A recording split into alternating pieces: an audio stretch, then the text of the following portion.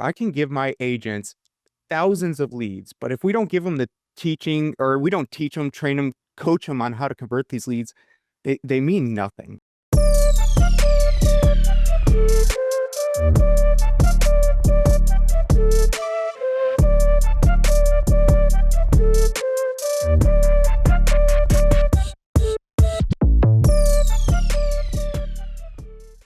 Good morning.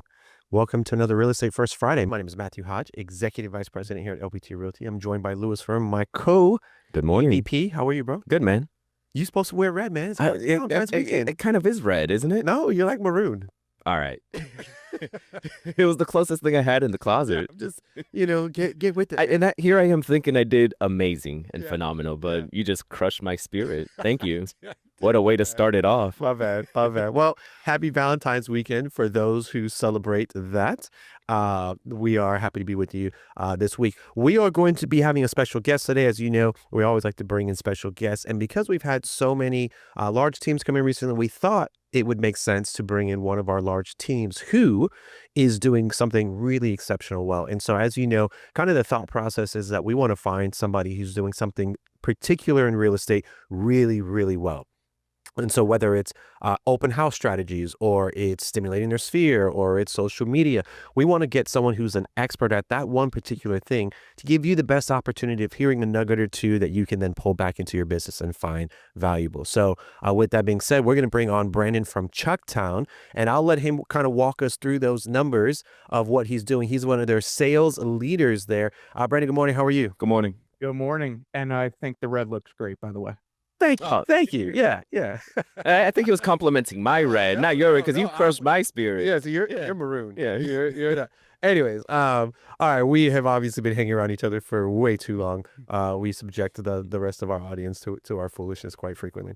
But yes, so with that being said, man, I want to give us a quick background of Chucktown. People may not be familiar with your size, how many transactions you're doing, and then your role there and title. For sure. My name is Brandon Napolitano. I'm the Chief Sales Officer of Chucktown Homes. I'm located here in Greenville, South Carolina. Chucktown Homes is an expansion team. We're 7 locations in 4 states. As of this morning, we have a 182 agent count. Last year in 2025, we did 1,820 transactions. That was for about $668 million in total volume. I'm really excited to say that we're up about 32% year over year right now. Currently have about 280 under contract units with about 158 closed year to date so far.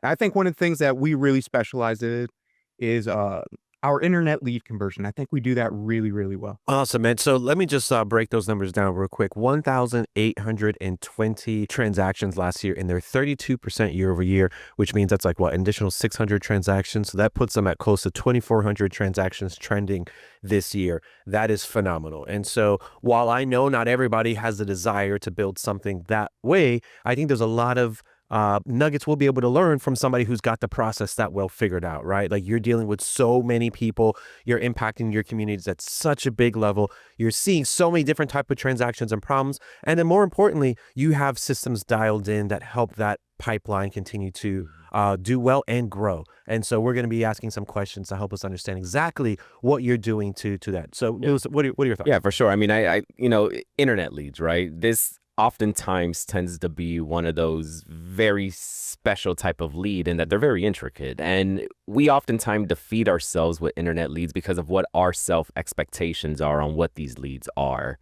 What I oftentimes hear is agents referring to internet leads and treating them as if they were referrals. And the reality is internet leads are not referrals. It's a longer burn. It's a longer process. You need to have that very well-oiled plan in order for you to convert these internet leads at a high level, because I think the national average is like 1%. Right. It's like 1% of internet leads ultimately get converted. And if you're solely depending on, hey, I'm going to spend some money to generate some internet leads, the internet lead comes in, they don't convert immediately because I'm treating it like a referral, you're going to feel defeated. This doesn't work. Why am I in this? Like, I'm wasting my money. But the reality is, like, if you have a well-oiled plan, those numbers can drastically increase. Brandon, what are your stats for internet leads for the team? Like, where are you guys on average banking? Yeah, I think you hit the nail on the head there. I can give my agents thousands of leads, but if we don't give them the teaching or we don't teach them, train them, coach them on how to convert these leads, they mean nothing, right? So on average, depending on the lead source, our team is converting them somewhere between 10 and 18%, depending on the lead source. I even got a guy who's doing it at like 20% right now. Wow. And it's not simply because the leads are really good. I mean, the leads are good, right? But it's because he works them really well, right? He doesn't take a whole bunch of leads. He just has really intentional and good conversations with them. Wow. So let's talk through some of those strategies. As the audience, if they've been in the world where internet leads are garbage, or hey, I don't know if I should enter it. Like, where's a good starting point? Like, how should we start looking at these leads? Really understanding where the leads come from is going to be key. It's the most important thing. And I know we all get called by these lead companies, guaranteeing them they're going to be like Zillow, right? Understanding the source of the lead and how they're generating the lead is really important. Understanding the consumer experience on how they get to a real estate agent is probably the most important thing we as real estate agents can do when talking to these lead sources. So we partner with all the big ones, you name it, we probably have them. Zillow, Realtor.com, YLOPO, Driven Leads, fill in the blank, OpCity, Market VIP, we do them all. And it's just really about understanding where the lead comes from and how to talk to them. So one of the things I think we do really well is train our agents to understand where that lead comes from and the scripting that goes behind it. So a lot of these leads, it's the same reason why my wife likes Amazon, right? Okay, it is, right? Because she can go on Amazon and buy an area rug and a Lego set for my kids. It's going to be in my house in 48 hours. And she didn't even have to talk to anybody to do it. She clicked 3 buttons, right? It's the same kind of thought process. The consumers are seeing a product, being real estate. They like the product and they want to go see it with as little barriers of entry as possible. And I think that's where our agents do a really fantastic job. And I think I have some of the best agents in the country, not because they wear a cool Chucktown polo, but because they build relationship and rapport with strangers so much so that they want to spend hundreds of thousands, if not millions of dollars with them. I just think it takes a uniquely special person to be able to do that. You talked about there being some scripting. So I think that it's important to note that, one, you are saying, hey, you have to understand where it's coming from, because ultimately you have to understand the experience on how they got to you. And maybe let's say Zillow, where they said, hey, I am clicking this button and I'm requesting a tour at the specific time, and that gets to you, versus maybe some other source where it says, hey, if you want more information about this home, register on this website and give me your information, and then you end up contacting. So can you give me some ideas on how that consumer interaction changes, or maybe some of the scripting that you use based on your lead source? Our agents are really trained in 2 specific scripts, right? So I'll use the ALM, appointment, location, motivation. Those are for the most bottom of the funnel leads, those ready to go leads. And in the very first sentence, our agents are asking for the appointment. So as soon as they accept the lead, it sounds something like, hey, Lewis, it's Brandon Napolitano with Chucktown Homes, your local Zillow Premier agent. I saw you're interested in 123 Main Street. When do you want to go take a look at it? Right? 7 out of 10 times, if our agents ask for the appointment in the very first breath, they're setting that appointment, right? Wow. Now, this doesn't go, it's not a guarantee, right? It's not an always yes right off the bat. So our agents have to be able to pivot. But that first conversation should only last really about 5 minutes, right? We're not asking them too many questions. We're not setting up a whole bunch of barriers. We just want to go see a house with them, right? Location is really easy. Hey, Lewis, I love that 2 o'clock works well for me. I can't wait to meet you out there. Lewis, tell me a little bit about the location. What made you want to call in on that property today, right? Now you're getting the motivation, or the reason why they like the house. Hey, Lewis, now into motivation. Hey, Lewis, listen, I love that. I know of a couple others in the area. I know you said tomorrow at 2 o'clock. Would you want to go take a look at some others at 2:30 or 3 o'clock if it works well for you, right? It is really just that easy. And there's no bad news on the first call, right? So we jokingly tell our agents, it doesn't matter. Just build the relationship and rapport on that first call. If you have bad news, work the problem in that 30 minutes before you call them back, and then deliver some more good news. Awesome. Okay, so I see someone wrote in the chat, Jose is asking about the BBA. When do you work that into that conversation? Because I know, again, you're trying to you're just trying to get in front of them. You're just trying to say, hey, you want to see this house? Cool. Let's go do that. And then we're going to build some rapport. I'm going to ask you some questions. I'm going to figure out more about you in that process. But I want to make it as easy as possible for you to get what you clicked on. When do you introduce the BBA? And what does that sound like? The very first thing we do is we set really good expectations at the end of the phone call. So all of our agents at the end of the phone call, we do like a quick summary. Hey, Lewis, here's what's next for us. I'm going to call the seller, schedule the appointment for 2. I'm going to shoot you a text message with all my contact information so you have it. And I commit to you that you're going to hear from me in the next 30 minutes. Now, Lewis, when we do meet at the house, I'm going to be there about 5 minutes early. We're going to have some administrative things to go over, but I can't wait to meet you there. Talk to you soon. Right? Perfect. We're setting the expectation on the very first phone call. Administrative things is paperwork, right? When we meet at the house, that's when we introduce BBA. Love it, man. That's smooth. Boy, you a smooth talker. I tell you what, that's good. Okay, so a different lead source. Let's say like a Google PPC, where someone is saying, hey, if you want to see more photos about this house, like maybe you got the first 2 listings for free, you want to see more information about this house, give me your information, and then that results in a call from your team. Is there scripting that you have around that, or is there another version of scripting that you use when it's not appointment setting, like someone's saying, hey, I want to go see this house at this time? So if you try to use ALM with those type of leads, you're going to scare them off, right? Okay. They're just not ready for that level of commitment yet. So we jokingly call this the window shopping script, and shout out to Barry Jenkins. We love Barry and his book, Too Nice for Sales. Like, we pulled it straight out of this, right? Awesome. So it's something as easy as, hey, Lewis, I saw that you were clicking around on my website. Just wanted to give you a quick shout. Are you looking to make a move on the next 6 months, or are you just kind of window shopping today? Right? And I think what a lot of agents, where they struggle, they say, oh, I'm just window shopping. Most agents will say, all right, great. If you see something you like, give me a shout back and I'll talk to you soon. I'll set you up on a automated MLS search, right? Yeah. Mm-hmm. If we could just get past that uncomfortableness of asking one more question, I think it opens a lot of doors for us. So what that sounds like, oh, Lewis, I love that you're window shopping. What are you hoping to find in your next home? I know my next home, I want some acreage. I can't wait for that. What are you looking for in your next one? That's such an important point. Like, sometimes we obtain this lead and we want to try to convert it too soon, but all that does is create a dynamic in which the person just feels very uncomfortable with you, and they're not going to want to continue that interaction. But understanding what that mindset is of the consumer, where they are in the process, and being able to shift your script and adapt to that particular mindset is very much important. And I love how you kind of said, like, I have this type of script for the window shopping customer. I have this type of script for the customer who is ready to go find a home immediately. I think it's important for us as agents to understand what are those cards that we have to play and be proficient with that aspect. Once the consumer plays that card, you know how to attack with the appropriate kind of response. And with these internet leads, especially with the PPCs, you're not really competing against another agent at that time, because the customer is not really there in the process. You're competing with that customer feeling indecisive as to whether or not to purchase a house. And that's your competition, not another agent. It's their indecisive decision internally. And sometimes they're, from a place of emotion, but then they have cautiousness on the other side. And you have to be able to speak to that avatar appropriately. If not, you're going to create friction and it's not going to work. Yep. Yeah. And, I also think it's important to note, we talk about this a lot as the sales funnel. We'll say, hey, the person at the top of the sales funnel, meaning that furthest away from the transaction, actually happening, is all the way up here at the top. And then closest to the bottom of the funnel, that's the person who's most ready to sign the paperwork to say, hey, I'd like to go ahead and purchase this home. And so you'll hear us talk about that if you're unfamiliar with that type of verbiage.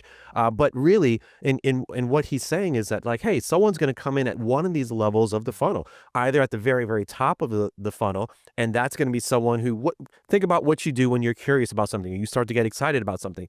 In that very time, you're like, hey, I'm thinking about buying a house. What do? You start fantasy shopping. You start, just kind of browsing around. Like, you're not ready to put anything into motion. But it doesn't mean that you're not at the starting of a process. It just means that the interaction has to match that level. Hey, you're probably just finding out some information. You could just be thinking about like, the approach to that person is going to be significantly different than someone who says, hey, I need to be in a house for the next 30 days. Like, that's the difference between someone who's up here and someone's down here. So interfacing with them differently at the very start is going to then really probably guide that conversation in a big way. And to your point, and when they're all the way up here, you're not competing against other agents. You're competing about staying relevant. Can you give them the right interaction? Can you give them the right information that's going to be valuable to them, that says, hey, the next time I'm curious again, or I'm getting a little bit further, I'm going to reach back out to Lewis because he was useful to me at this level. I get when you're down lower and someone's ready to do transaction, they're like, hey, who's most available to me? Who can, and and that's when that side-by-side competition starts to kick in a little bit further. Does that make sense? Yeah, for sure. And as we sit there, right, like those ones at the top, we'll sit down and say, well, these are hard, right? Because we're going to have to go through this entirety of the process. But even the leads that we acquire that, are down at the bottom, those are tough as well, because now we got to be able to build a relationship in a very consolidated moment in time versus when they're at the top. Again, you're not competing with other agents. You are given the calmness and the ability to set your expectations correctly and drive them through that sales funnel. And even though they're at the top today, well, guess what? Over time, they will ultimately land at the bottom. And the key is understanding where in the funnel this customer is falling. Because if you use the wrong approaches, you will lose them. If you try to convert them too quickly when they're at the top, you're going to lose them. They're going to go back. They're going to fill out more PPC forms because they just feel uncomfortable with you. And then if you have too much of a long-term approach for that person who's at the bottom because you don't recognize that they are ready to rock and roll, then you're going to lose them as well because now you're not meeting them where they are at. So identifying who or where that customer is falling in the funnel is step number one in the entire process. Yeah. So Brandon, some additional questions. Is there anything that you use? So I know that you are probably saying, hey, most people from this lead source, if we use this type of scripting, the majority of them, it probably works for. Is there anything else that your team is using to identify where the person is in the sales process? I get outside of the, hey, I want to see this property tomorrow at 2:00. I understand that has a specific approach, but any of those other lead sources, are you using any identifying scripts to say, hey, let me help understand how I can be most relevant to where you are in the process today? We really believe in doing this face-to-face, belly-to-belly, right? Just getting in the house, and that's where the consumer's excited to go. So emotions are high, they're excited to get there. It's our agent's job to build that relationship and rapport and ask those, the stereotypical LP mama scripts, but we do it belly to belly as opposed to doing it over the phone. We want to build a relationship face to face with them. And we just believe that getting face to face, our agents are going to win 9 times out of 10 when they get in the house with the consumer and ask those real questions in person, right? And the other thing that we have to overcome is when they click on these buttons on the internet, they're expecting to meet a salesperson at the house. Now, I don't know anybody who's ever loved to go to the used car dealership and deal with a used car salesman, right? We all dread that. So our agents just have to change the mindset of like, I'm not going there to be a salesperson, I'm going there to be a service person. And when we change our mindset from sales to service, we just win higher, right? Sales can be service when it's done with a service mindset. That's right. Question in the chat, someone saying, when do you ask the lead if they're already working with an agent? Is that something that you're even asking, inquiring about, or what part of the process does that come if it does? There's no bad news on that first phone call. It's ALM, appointment, location, motivation. We're not going to set any barriers. We just want to go meet them at the house. Now, when we get to the house, of course, we're going to talk about buyer's broker agreement. Make sure we're doing everything legally, morally, and ethically correct. If they let us know while we're at the house that they're in an active agency agreement at the house, obviously we're going to do the right things there. Now, I can hear the objection, well, that just feels like a waste of time. Well, it could be if you allow it to be, right? While we're at the house, and if we enter into that scenario, we're going to call the listing agent, see if we could get some social media of the house. I got to believe that my agents are working with 5 to 10 other people in their database who are looking for the 3-bed, 2-bath house at $350,000 in Greenville, South Carolina. So we're making sure we're making using effective use of our time there. And you know what? We talked about this a lot in Real Estate First Friday. This was a principle that Robert Palmer actually had, which is he said, hey, listen, you're going to spend time prospecting somebody in some way. The most effective way for you to prospect that person is in person. So you can't look at that interaction as it being a waste of time. Like, yes, they may not be interested in purchasing that home, but we know very rarely are they going to see one house, the very first house, and then that resulted in the house that makes most sense for them. Like we know that statistically. Now, sometimes it does, right? But that's not what we're shooting for. What we're shooting for is a face-to-face interaction where you have the ability to build a relationship and build rapport and understand what they're looking for at a deeper level so that you can service them at the highest level. Like that is what your goal is on this first interaction. Once you do that and you start to get that ball rolling, it will change forms and you're going to make whatever decisions make sense to service that person at the highest level. But to get that interaction started, it has to be face to face. That is your highest and best way to convert those people. And if I would hear you correctly, you guys have one of the highest converting teams in the entire country telling you that this is the best way to do it. So I would really think about it differently. If you're like, hey, that doesn't sound good at all, sounds like a total waste of my time, give it an opportunity, give it a shot. You may be surprised on the results that you get. You'll do yourself too much harm if you're not trying to make it every single point to do the ALM strategy, to get in front of the customer, get face to face, belly to belly. Like, it's almost impossible for you to scrub it all on an initial call. Like, you are going to lose so many more customers if you don't do what you need to do to get in front of them. Yeah, that's right. That's right. And again, making it as frictionless as possible because the person could be excited. They could be curious. You're not really quite sure where they're going to be. And if you do too much digging on the first one, I always say that it starts to put your ambitions ahead of theirs, meaning that like, hey, I'm trying to protect my time instead of servicing you and making you the priority. I want to make sure you're not wasting my time. And, this extra 30 minutes or the couple dollars in gas is too detrimental to me. So I don't want to risk that. And I'm going to put that and make that more visible than me just saying, hey, I'm willing to do whatever it takes to help you fulfill your goal. And the customer will feel it. They will absolutely feel it. 100%. Okay. So some additional questions. All right. So we have the first interaction. Likely statistically, we know that that's not going to be the first house for them. They have opted not to see any additional houses at that time or none fit. What does that follow-up or what does that scripting look like? How do we set that next appointment? You hit the nail on the head. Only 5% of the time will they go see 123 Main Street and actually buy 123 Main Street. So there's a 95% likelihood that they never buy that house. And that's your opportunity to really show them that you're there to serve them and not sell them, right? I jokingly tell people if you walk around the house Vanna Whiting it, like, this is the kitchen, these are granite countertops. That's never going to get you anywhere, right? It's about service. Now, in our CRM, we have time tags, and there's 4 of them: daily, 2-day, weekly, and bi-weekly. And that's our agent's professional commitment, not only to Chucktown Homes, but to the client on how often they're going to be talking to them, depending on how motivated they are. So the really important thing in internet leads is building that relationship and rapport, because they don't know us yet. They don't love us. They don't trust us. These aren't our SOI leads. So we really have to establish over a period of time that we're their trusted resource. So the daily, 2-day, weekly, and bi-weekly time tags are really, really important for our agents to stay in front of the clients. Now, what we're always going to reach out to them with some sort of value, and it doesn't always have to be real estate related.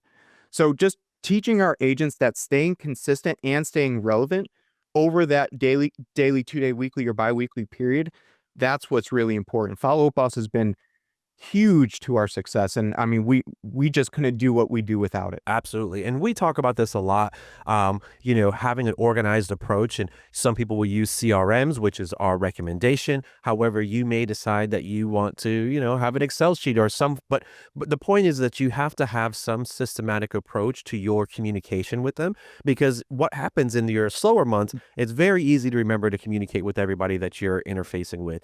In your busier months, that's where you start to get those dips and valleys, because it's too much going on. You're servicing the transaction, things are going wrong, appraisals are happening, inspections are going then it's too difficult at that point for you to remember without an organized approach to have these, constant interaction and these follow-up pieces. And that's where you start to see the people who click over to the next step of their career versus the people who maybe are still kind of caught at those really violent swings up and down. Yeah, one of the biggest pitfalls we definitely see is having customers and put it in your database with no future follow-ups, something. Correct. That something can be just opening up the file and just seeing what's going on or initiating some communications or correspondence. Like, every customer who's in your database needs to have a future plan. If not, what's the point? You just have a name and number in your database and nothing's happening to this customer.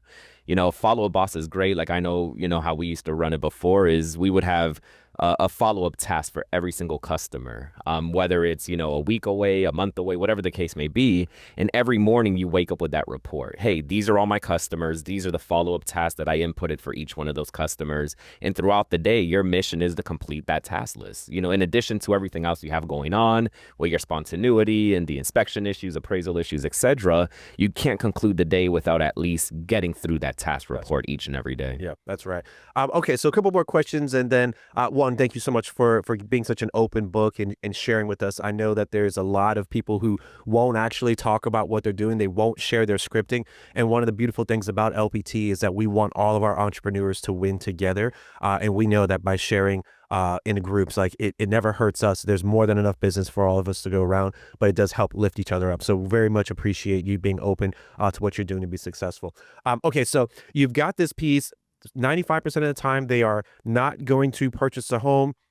You're going to set a future follow-up. Let's say that someone is really far up the funnel. Like, hey, I'm just kind of starting my process. I'm kind of learning the areas. Is there a different cadence that you do with that particular person? Like, what does that look like to move someone further up down the funnel that could take a 6 months or 1 year conversion? What we want to do on our team is we want to leverage our agents as much as possible. So we want our agents focusing on buyers or sellers who we believe are going to transact in 6 months or less. So in our system, in our model, if that is a buyer or seller, it is our agent's responsibility to be following up diligently with them. And that's going to determine the cadence, right? So somebody who's buying in 6 months might be on that bi-weekly time tag, where somebody who is buying in 3 months might be on that weekly time tag. So if they're greater than 6 months out, we have an amazing customer service team. So, and they're all named Reagan. So client-facing, consumer-facing, their name is Reagan. So every month, they'll reach out to the client on our agent's behalf and say, hey, Lewis, this is Reagan with Chucktown Homes, Brandon's assistant. He wanted me to make sure that you're well taken care of. Is there anything that you need? Can we get you on a phone call with him? Have you seen anything that you love, right? We have a bunch of scripts around that. So our customer service team will move them down the funnel. And when that client reaches back out and says, hey, I'm ready to go, I'm raising my hand, let's do this, then we'll get them back in touch with the agent. Follow-up also allows us to track their activities. So say, for example, we have a client who says, oh, Brandon, I'm 8 months out, I'm 9 months out. And we check the active tab and we see that Lewis has clicked on 4 properties in the Simpsonville 29681 zip code. That's going to give our agents a task, or a hand raiser. Hey, maybe reach out to Lewis and see if their plans have changed. What's going on with them? Be real gentle about it, right? We never want to call Lewis and say, hey, Lewis, I saw you looked at 123 Main Street 4 times yesterday at 12:28 p.m. Like, what are we doing here, right? It's something as easy as, hey, Lewis, I was out driving around in Simpsonville yesterday. I saw this really cute house, made me think of you. I'm going to shoot you over a link. Tell me what you think. And serendipitously, just happens to be 123 Street. Yeah. Well, what a nugget. Yeah. That's a good one. That is a good one. That is a good one. Okay, so we are just about out of time, Brandon. Thank you so much for your time today. Also, just that you know, as you heard him say at the beginning of the podcast, that they have multiple locations. They are in Jacksonville, they're in Georgia, they're in South Carolina. So they're kind of spread all out. They do have hubs, and we're actually in works right now with a new place in Georgia. Come hang out with their team, see what they're doing. They are an open book. Chucktown is an amazing group. Again, on pace for 2,400 transactions a year. You don't necessarily need to be a part of their team to go visit them inside of their office and hang out with them and just get some of that energy. Fantastic group. Oh, this is us when we were in South Carolina a few weeks ago, bringing them on. Lewis, wherever you are on the far left. And so would encourage you to spend some time with them. Again, super open book, amazing organization. And maybe the team is a fit. You never know. But even if it's not, would love for you to interface with them if that's what's interesting to you. So thank you guys so much for your time. This Motivational Monday, we are going to be going through a market update. We've seen some interest rates coming down, and we're going to be finding out exactly what is on the horizon for that. There's some things that are happening behind the scene that Roberts is going to break down and give you what Q2 could potentially look like in the end of Q1. So we're already halfway through Q1. We want to understand what is it going to look like for us jumping into that busy season. So we'll see you on Motivation Monday for that market breakdown. Have a blessed and beautiful weekend. See you soon.